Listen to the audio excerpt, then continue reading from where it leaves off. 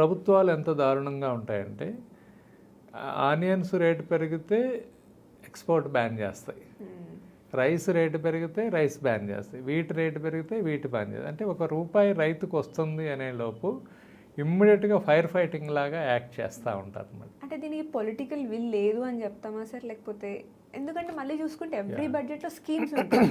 మీరు అసలు central schemes కానీ స్టేట్ స్కీమ్స్ కానీ అసలు అగ్రికల్చర్ పైన ఉన్న స్కీమ్స్ యాజ్ ఎ స్టూడెంట్ మేము చదవాలంటేనే మాకు ఇన్ని ఉన్నాయా అని అనిపిస్తుంది. సో వాస్తవం అసలు ఎలా పార్టీస్ లేవని చెప్పొచ్చు.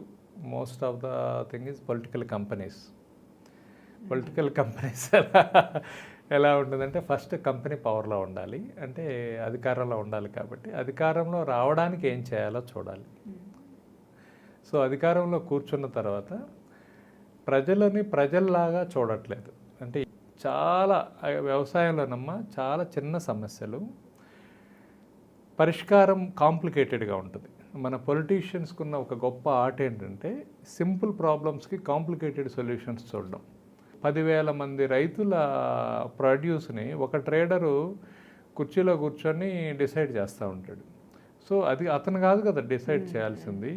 రైతులందరూ హ్యాపీగా ఉంటారు, వాళ్ళేమీ బెగ్గర్స్ కాదు. ఇవాళ ఏమైపోయింది, ఏం చేసినా చేయకపోయినా ఎకరానికి ఇంత డబ్బులు వస్తున్నాయి కాబట్టి అసలు వదిలేద్దాం, ఏం చేయకుండా ఉందాం. ఇదంతా ఫ్యూచర్ అగ్రికల్చర్కి అగైన్ థ్రెట్ అప్పుడు.